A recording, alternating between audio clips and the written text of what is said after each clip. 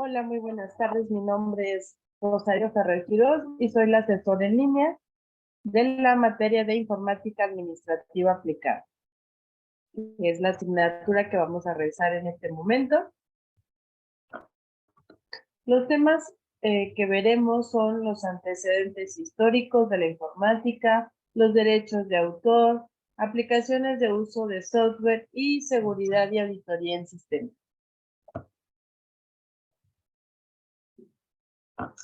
¿Cuál es el objetivo general de la asignatura? Conocer los aspectos básicos sobre las aplicaciones del uso de software y sus implicaciones legales, identificando las ventajas del manejo de la información para propiciar un óptimo impacto en la toma de decisiones dentro de una organización.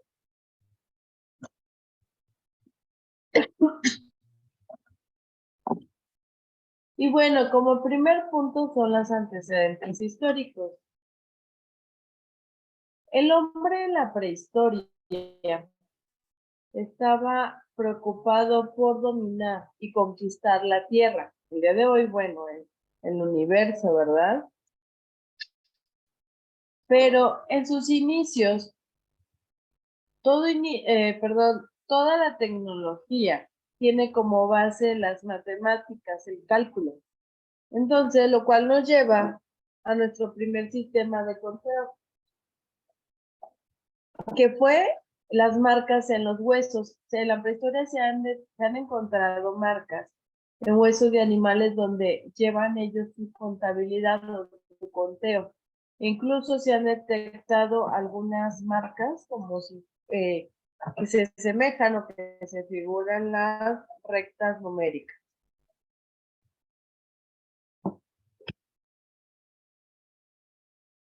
Después de las marcas en los huesos, 300 años antes de Cristo, llegan las tablas de Salamina, que a manera personal siempre he dicho que son los papás o los antecedentes del ábaco, ya que eran a través de cuencas y piedras donde ya no solamente iban, en la prehistoria era nada más el registro de las frecuencias, de los números, sino que aquí ya empezaban con la parte administrativa. Aquí ya los chinos intervinieron un poco los romanos, para empezar a generar los cálculos o las agrupaciones. En el año de 1202 aparece el ábaco. El ábaco celebran 10 bolas. Para los que recuerdan, llegaron a utilizar el ábaco en la primaria. No servía para hacer los primeros cálculos. No era una máquina que observara el resultado. Sin embargo, sí nos servía para hacer los cálculos. Incluso en los comienzos del siglo XVI pasó del sistema romano al sistema decimal. ¿Por qué? Con el sistema romano, si ustedes bien recuerdan los números romanos que se escriben con letras, no solamente es complicado, es complicado leerlo. Ahora imagínense realizar cálculos como tal. Aparte de que era más complicado, no eran tan exactos, ¿sí? No eran tan exactos los cálculos, por lo que se cambió el sistema decimal, que es como el día de hoy lo tenemos, para que sea más exacto. Si ustedes recuerdan un poquito, ahora o en la actualidad, el ábaco, aparte de que nos sirve para hacer las agrupaciones, también ya nos posibilidad, decena, centena, unidad de millar, decena de millar. También nos sirve para reforzar el sistema numérico decimal. Pasa en el año de 1657. Aparece un hombre llamado Blaise Pascal. Voy a pasar este video, son videos cortitos que vamos a estar viendo para reforzar ahorita el aprendizaje y lo comentamos al final.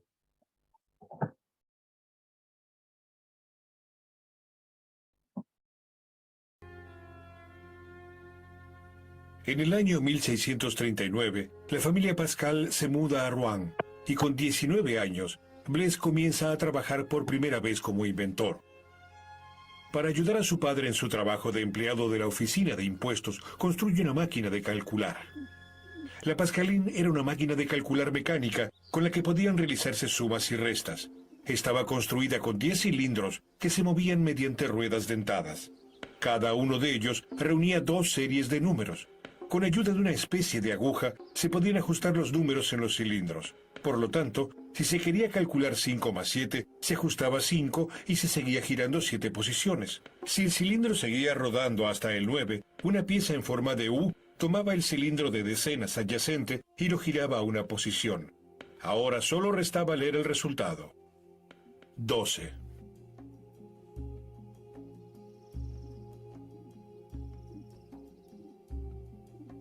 Durante 10 años, Pascal trabaja en el perfeccionamiento de su invención. También intenta vender la máquina, pero ninguno de los 50 ejemplares producidos funciona de manera confiable. A finales de la Guerra de los 30 años, no era posible fabricar ruedas dentadas con la precisión requerida. Esto hacía que los componentes de esta compleja máquina se trabaran constantemente, lo que obligaba a menudo a desarmarla completamente para repararla. El comienzo del fin del éxito comercial para Pascal. En una oportunidad presentó su máquina ante Cristina, la reina de Suecia, pero no tuvo éxito. Sin embargo, la máquina resultó ser un modelo de muchos de los futuros aparatos de cálculo mecánicos. Hola, Viri, bienvenida. Hola, maestra, buenas tardes. Disculpe la demora. No te preocupes, no pasa nada. Casi voy iniciando. Bueno, empezamos con los antecedentes y ya estamos en el año de 1657. ¿Por qué es importante la pascalina? A pesar de que, como en el video dice, no fue funcional. No fue funcional porque en ese momento conseguir las piezas era muy complicado. Y además de eso, continuamente se estaba descomponiendo, se trababa. Y dos cosas. Una, bueno, las piezas no eran tan fácil de conseguir. Dos, la única persona capaz de habilitar, de desarmar y armar era Blaise. Entonces, no fue funcional. Digo, el día de hoy se descompone una calculadora y es más fácil. Conseguir otra en la papelería son de, no son caras, son de costo accesible, son casi todas las papelerías tienen y no todos tenemos la capacidad de arreglar una calculadora. Entonces, ¿pero por qué se toma en cuenta? Porque fue la primera máquina de cálculo que permitía reservar un resultado. Como vimos anteriormente, digo, voy avanzando con los temas, pero si tienes alguna duda en el momento que desees, me detengo y explico a fondo, ¿eh? Ok, sí, gracias, profesor.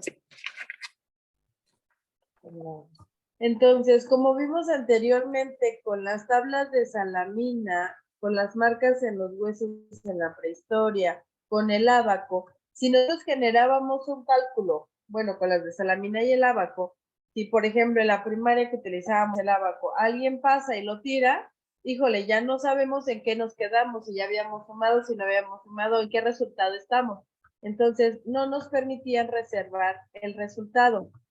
La máquina de Blaise Pascal, conocida como la Pascalina, sí reservaba el resultado, aparte de que nos permitía ya hacer multiplicaciones directas, reservaba, aunque en su momento no fue un hit por las complicaciones de las piezas, sirvió como base para las futuras máquinas de cálculo. Que empezamos la computación, empezó con el cálculo. Vamos a ver un poquito de la historia de las ciencias de la computación para ver a grandes rasgos lo que fue las generaciones de las computadoras y ahorita las platicamos. Okay.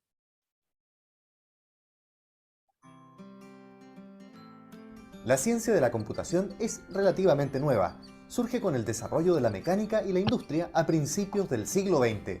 Por un ratito, piensa en todo lo que puede hacer un computador. Exacto, los computadores muchas veces hacen cosas de humanos. Calcular, memorizar, moverse, enviar correos, jugar. Pero para lograr esto, es necesario que una persona le diga exactamente qué, cómo y cuándo hacerlo, o sea, lo programe. Si los computadores y los programas trabajan juntos, la programación en realidad se trata de dar órdenes. Pero, ¿cómo llegamos a la informática de hoy? La historia es larga, desde el ábaco hace más de 4000 años, pasando por un comerciante de textiles que, en 1800, demostró que las máquinas podían ser controladas por sistemas binarios al ordenar códigos de ceros y unos para dar instrucciones a un telar. Harta agua ha pasado bajo el puente hasta hoy. La historia es muy interesante. Detengámonos en 1936, cuando los científicos Turing y Church plantearon que una máquina era capaz de resolver cualquier problema matemático que pudiera representarse a través de un algoritmo. Esto cambió, de verdad, la historia de la humanidad, porque permitió desarrollar el primer computador, el tataratatarabuelo del computador que tú estás usando ahora. Así, basado en ese modelo, nació en Inglaterra el primer computador capaz de ejecutar programas almacenados. ¿Recuerdas qué edad tenías cuando aparecieron los smartphones y los tablets? Muy bien, pero para llegar hasta ellos se debió pasar por varias generaciones de computadores que permitieran alcanzar ese nivel de desarrollo tecnológico. La primera, en los años 50, permitía que los procesos mecánicos se convirtieran en eléctricos, ahorrando tiempo y espacio. Aquí nace el lenguaje de máquina. En ese momento nace el tataratatarabuelo de la computación moderna.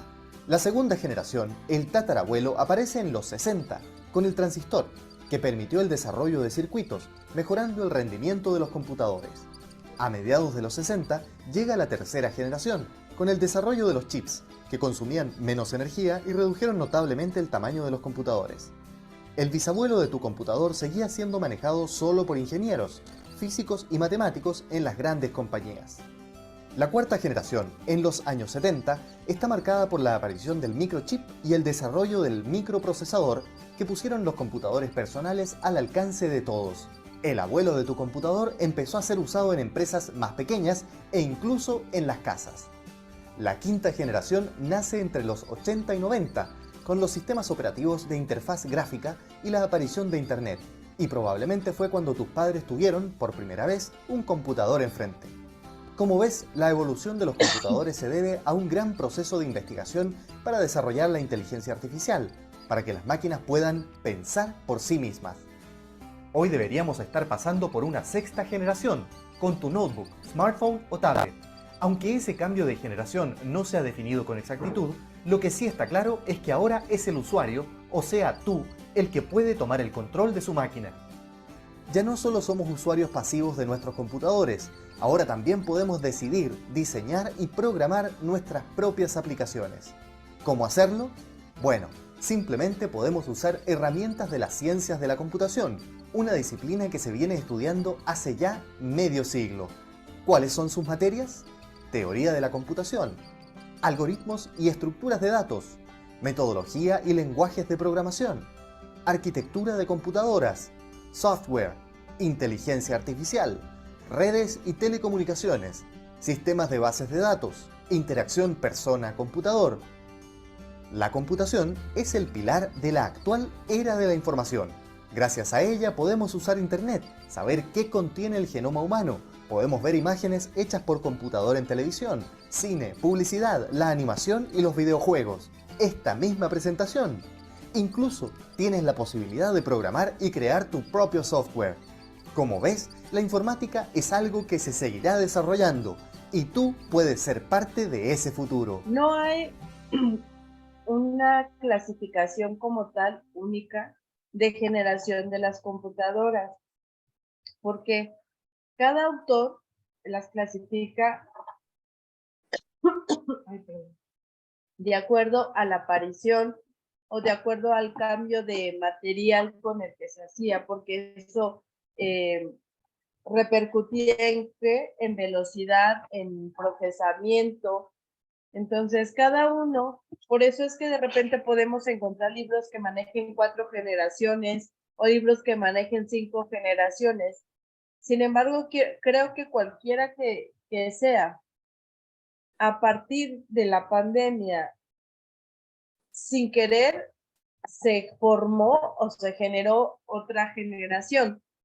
¿Por qué? Porque la gente que no estaba acostumbrada o que pensaba que el teléfono era exclusivamente para hacer y recibir llamadas, se tuvo que enseñar a tomar videos para tomar evidencias de los hijos, de los sobrinos, de los nietos, o maestras que tuvieron que enseñarse a impartir clase a través de aplicaciones, trabajos donde dejaron de rentar oficinas y todo se hizo a distancia, las videollamadas hicieron el boom. Entonces creo que independientemente de los autores, vivimos ya en otra generación donde de alguna manera todos ya nos inculcaron o todos estamos ya cultos en cuanto a tecnología. Digo, a lo mejor no a gran escala como un ingeniero en sistemas, como un desarrollador de software. Sin embargo, ya somos parte de la tecnología o de la informática, es parte de nuestra vida cotidiana. Ya muchas veces el teléfono ya no es, digo, a veces ni tiempo tenemos, ¿no? De andar revisando redes sociales, hay que estar contestando clientes o jefes o compañeros. Entonces ya es parte de la vida cotidiana la informática. En cuanto a los derechos de autor, dice los conceptos básicos. El derecho de autor es el reconocimiento que hace el Estado a favor de todo creador de obras literarias y artísticas, previstas en el artículo 13 de la Ley Federal del Derecho de Autor, en virtud del cual otorga su protección para que el autor goce de prerrogativas y privilegios exclusivos de carácter personal y patrimonial. Los primeros integran el llamado derecho moral y los segundos el derecho patrimonial. A mí, más que estar explicando los conceptos así leyendo, me gusta ver como pequeños videos donde nos ponen el ejemplo y luego lo platicamos. De todas maneras, insisto, si hay una duda, en ese momento me paro para explicar más a fondo. Hasta el momento no, profesor. Ok, gracias, Vic.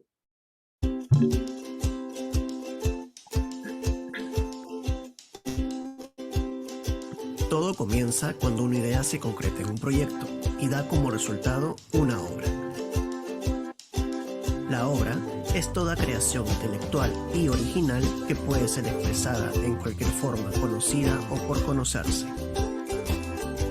El autor y la obra están íntimamente vinculados y al ser esta una creación que refleja la personalidad de su autor, nos preocupamos por protegerla de usos no autorizados por parte de terceras personas. Como autores de una obra, tenemos derechos que nos protegen. Entre ellos, tenemos a los derechos patrimoniales y los derechos morales.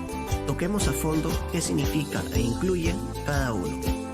Los derechos patrimoniales son los derechos exclusivos que le permiten al autor beneficiarse económicamente de sus obras. Entre los derechos patrimoniales tenemos los siguientes derechos: derechos de reproducción, comunicación pública, distribución y transformación de la obra, siendo el autor el único que puede autorizar o prohibir que esto suceda. Estos derechos son temporales, porque dura toda la vida del autor, más 70 años después de su muerte. Son transmisibles, porque se pueden licenciar o transferir, y son renunciables, porque el autor puede decidir no gozar de estos derechos. En cambio, los derechos morales son los que están vinculados con la personalidad del autor, y por ello son derechos irrenunciables, no son negociables y deben respetarse siempre, incluso después de su muerte. Entre los derechos morales tenemos el derecho de paternidad, que es el derecho del autor a que se le reconozca como el creador de su obra. Derecho de divulgación, es el derecho del autor a que se respete el cómo, cuándo y dónde se difundirá su obra o de lo contrario no darla a conocer. Derecho a la integridad, es el derecho del autor a que su obra no sea deformada, mutilada, modificada o destruida. Recuerda que el autor de una obra puede licenciar o transferir cualquiera de sus derechos patrimoniales, no sus derechos morales. También existe un servicio brindado por el Indecopi, que es el registro de obras, que certifican la existencia y autoría de su creación. Si bien el registro de una obra no es obligatorio, el mismo ayudará a dar a conocer ante terceros quién es el autor de la obra.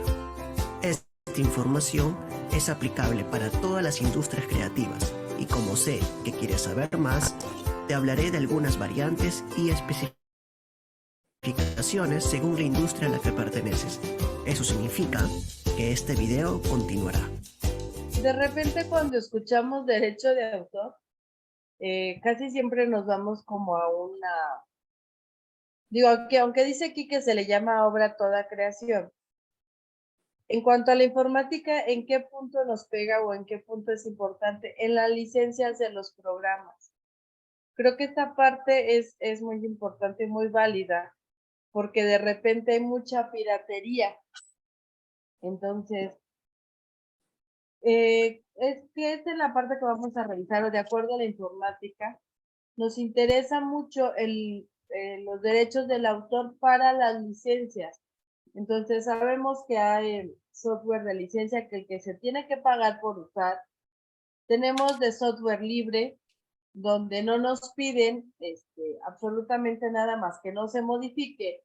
Y sin embargo, hay otros de software abierto, que no es lo mismo libre y abierto. Abierto es donde el autor incluso nos permite que si tú deseas modificarlo o mejorarlo, estás en tu derecho y no pasa nada, no se altera. Por ejemplo, vemos un Office no nos permite modificarle nada, ¿no? Lo que trae, como se usa, porque estamos pagando un derecho, una licencia, entonces, y tal cual está. Oye, a mí me encantaría agregarle al Word una función ahí. No, ahí no podemos hacer absolutamente nada. Tenemos el software abierto que se puede utilizar en cualquier dispositivo compatible y no hay necesidad que nos dé o que nos limite de la utilización en cierto número de dispositivos. Y el software abierto, que bueno, ese se construye mediante o a través de la comunidad. ¿Cuáles son las aplicaciones de uso de software? Bueno, 1. Facilitan el manejo de la información de forma precisa y oportuna. ¿Para qué me sirven las aplicaciones? Para el análisis de información en tiempo real. Elimina datos y operaciones innecesarias para agilizar procesos. Es decir, ¿cuáles son las ventajas de que yo tenga aplicaciones en mi dispositivo o que los procesos que realizo de manera cotidiana en mi empresa, en mi organización, en mi vida diaria, me ayuden o en qué me ayuda la informática, la tecnología? Predicciones futuras. ¿Por qué predicciones futuras? Con base a los resultados o a los análisis que me va a arrojar estas aplicaciones. Al optimizar la gestión de los procesos, aumenta la productividad de los empleados. Ayuda a mejorar la contabilidad y las ventas. Claro, tenemos procesos que nos van a ayudar para el análisis de ver qué estoy haciendo mal o en qué estoy gastando tiempo de más y que me va a permitir optimizar la gestión. Al optimizarla, no solamente voy a hacer las cosas de mejor manera, voy a evitar errores y voy a ahorrar tiempos que se van a ver reflejados en una mayor productividad.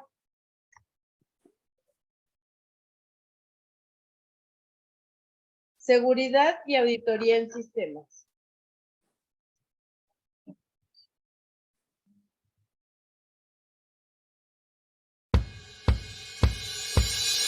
Siete pasos para la auditoría de seguridad de sistemas. Paso número 1. Seguridad física. Este hace referencia a las barreras físicas y mecanismos de control en el entorno de un sistema informático para proteger el hardware de amenazas físicas. La seguridad física se complementa con la seguridad lógica. Cuando hablamos de proteger el hardware de amenazas físicas, nos referimos a las producidas por el hombre o la naturaleza, entre ellas los desastres naturales, los incendios incidentales, la humedad e inundaciones. También amenazas ocasionadas involuntariamente por personas o acciones hostiles como el robo, fraude o sabotaje. Cerrar con llave el centro de cómputo, tener extintores para eventuales incendios, instalación de cámaras de seguridad, contar con guardia humana, realizar un control permanente al sistema eléctrico de ventilación y, sobre todo, realizar las copias de seguridad en dispositivos externos a los que tenemos guardada la información son algunas de las acciones de seguridad física que pueden funcionar. Seguridad de redes. Si bien la seguridad física es importante, no menos lo es la seguridad de las redes. Debemos tener en cuenta que en los entornos multiusuario el sistema está más propenso a ataques externos. Aquí debemos tener en cuenta si la red física es segura o está en peligro de conexión no autorizada, quién, además del personal autorizado, podría tener acceso a la red, se conoce y se confía los puntos donde se gestionan las conexiones, tenemos los demás sistemas de la red física securizados, qué tan vulnerable es nuestro sistema y verificar si el tráfico de red es aprobado o no. Protocolos de servicio. El protocolo de servicio consiste en la elaboración de una lista de chequeo de auditoría en el que se analice todo el software instalado en las máquinas, versiones de los programas, si están licenciados o no, si se cuenta con antivirus o no, y al final entregar las conclusiones y sugerencias acorde al resultado arrojado de la lista de chequeo. Las conclusiones ayudan a que se tomen las recomendaciones correctivas o preventivas. Si llegase a suceder algo, será un soporte que blindará al auditor. Seguridad del usuario. Esta varía mucho dependiendo del sistema que se esté usando, ya que puede ser una máquina a la que acceden pocos usuarios o por el contrario, un sistema como la app de transacciones bancarias al que acceden múltiples usuarios a la vez. En este último caso, es recomendable desarrollar un método estándar para la creación y mantenimiento de cuentas de usuario en el que se establezcan políticas de uso claro, como por ejemplo limitar la cantidad de recursos a utilizar, los inicios de sesión y cantidad de espacio en disco, entre otras. Esto para evitar que por descuidos, sin experiencia y otro factor, se llegue a acabar con el sistema o la información. Almacenamiento de datos de seguridad. ¿Dónde se almacena? ¿Cómo se almacena? ¿Qué tanta cantidad de espacio se tiene? Esto es importante conocerlo para evitar la pérdida de este activo valioso por la inyección de virus mediante la inserción de dispositivos externos como memorias USB u otros. Contraseñas. En muchos casos es común encontrar contraseñas muy frágiles, como por ejemplo el nombre de la persona seguida de la fecha de nacimiento, el nombre de los hijos, de la esposa, el esposo, el nombre del perro o del gato, y esto representa un riesgo elevado de vulneración en cualquier sistema. Aquí es importante que se siga al pie de la letra las recomendaciones para la elaboración de las contraseñas con la que cuente la empresa, o en el caso de que no se cuente, que se establezca un método a criterio del auditor, pero que se mantenga siempre, porque muchas veces la pereza nos gana y terminamos haciendo caso omiso a las recomendaciones y después perdemos. Administración del sistema. Aquí el administrador de la información, en este caso el administrador de la base de datos, debe mirar constantemente si se presenta algún tipo de anomalía en la misma o si se han presentado algunas vulnerabilidades. Esto en cuanto a la base de datos. Pero si es en el servidor, pues es recomendable mirar los visores de sucesos con los que éste cuenta. Todo con el único fin de evitar la pérdida de información. Auditoría y seguridad del sistema. Suponiendo o teniendo la visión de una organización, en primera, nos tienen que revisar o tenemos que asegurarnos como organización de que estamos haciendo las cosas bien. ¿Qué quiere decir que estamos haciendo las cosas bien? Que estamos utilizando las aplicaciones de software para lo que son.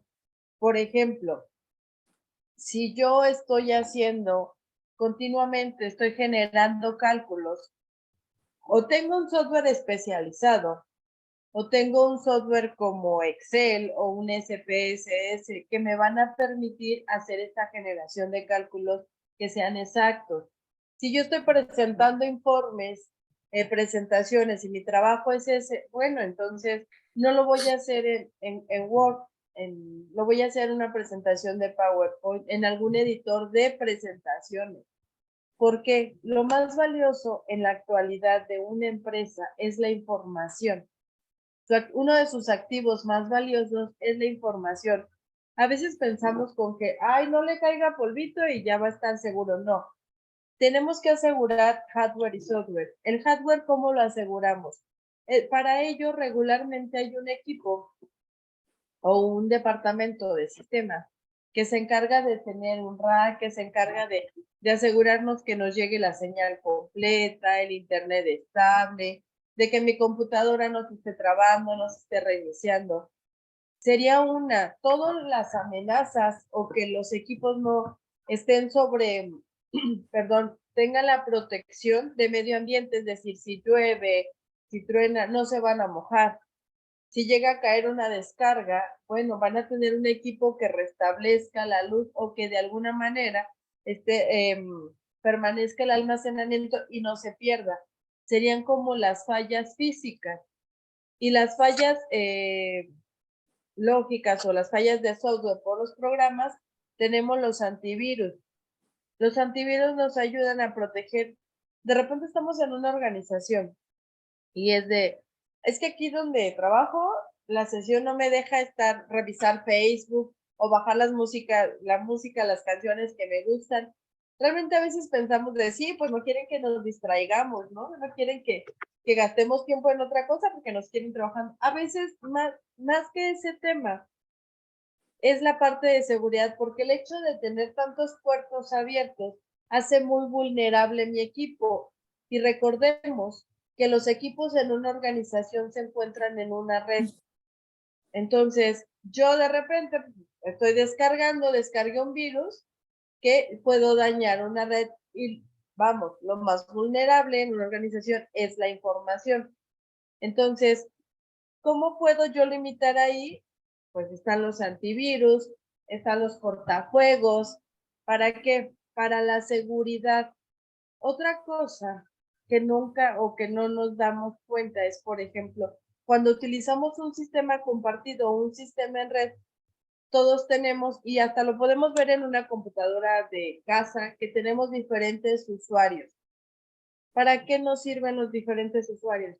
Porque podemos asignar diferentes niveles.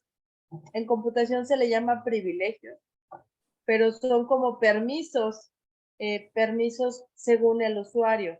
Tenemos usuarios de administrador que tiene todos los privilegios, que puede instalar, desinstalar, cambiar configuraciones, mover configuraciones, eliminar software, eliminar aplicaciones, instalar aplicaciones. Un administrador tiene acceso a todo. Cuando ya tenemos acceso, por ejemplo, en una computadora, tenemos una cuenta de invitado. Al invitado a lo mejor nada más le permitimos que use la paquetería, que use software, Word, PowerPoint, y que acceder a Internet, pero, por ejemplo, a ese usuario sí le puedo limitar ciertas páginas. ¿Para qué lo hago? Para mantener la seguridad de la información. Es lo más vulnerable. O la otra, ¿sabes qué? Estoy modificando, se me fue, me equivoqué, entonces cometí un error. ¿Y cuántas veces nos ha pasado que estamos haciendo un trabajo y sí, lo guardé y así no era? Entonces me toca empezarlo de nuevo. Digo, cuando es un trabajo que se puede iniciar nuevamente y que no afecta, no pasa nada. Pero ¿qué pasa cuando es del trabajo? O cuando son, por ejemplo, los que trabajan en los bancos o los que trabajan con ya información más vulnerable. Incluso en una escuela, ¿no? Las calificaciones, sin querer borré una boleta de calificaciones. O sea, sé que las puedo recuperar con un maestro, pero ya estaban en el sistema. Entonces, el hecho de también limitar a los usuarios los accesos o los privilegios, que así se les llama, es por seguridad. ¿Sabes qué? Ok, por ejemplo, no sé si tú has utilizado el Drive, el Google Drive, que de repente borré una cosa y aunque es un archivo compartido, puedo restaurar antes de que borrara esa cosa que me equivoqué, ese archivo que me equivoqué. Entonces, el hecho de mantener esa seguridad, cuidamos la información, que en cualquier organización es uno de los puntos o es uno de los activos más valiosos.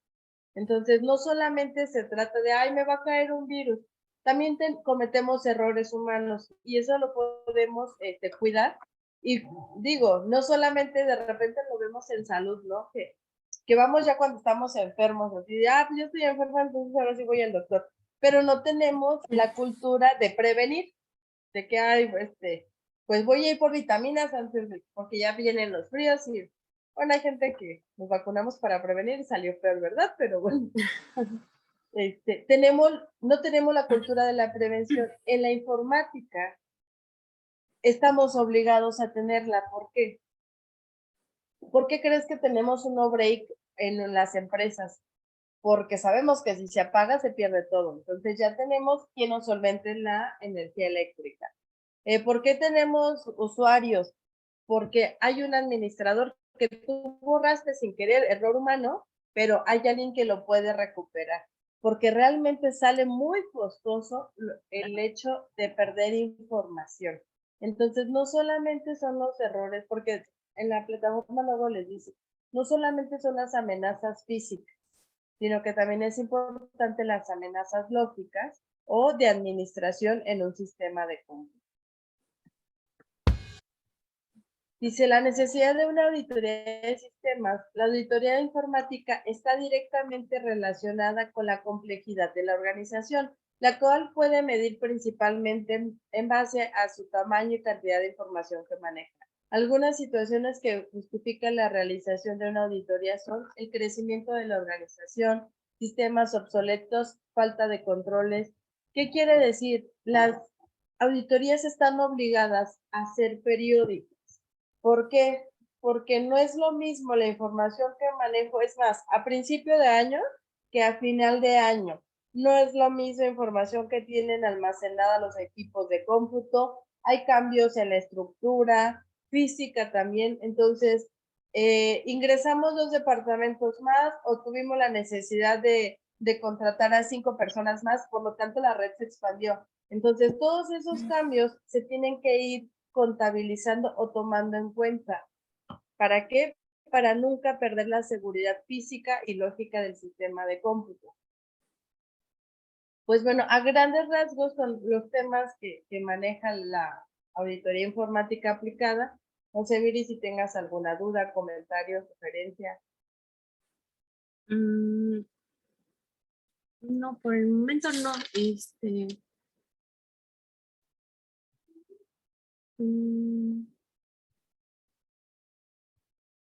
Bueno, solamente de la línea del tiempo.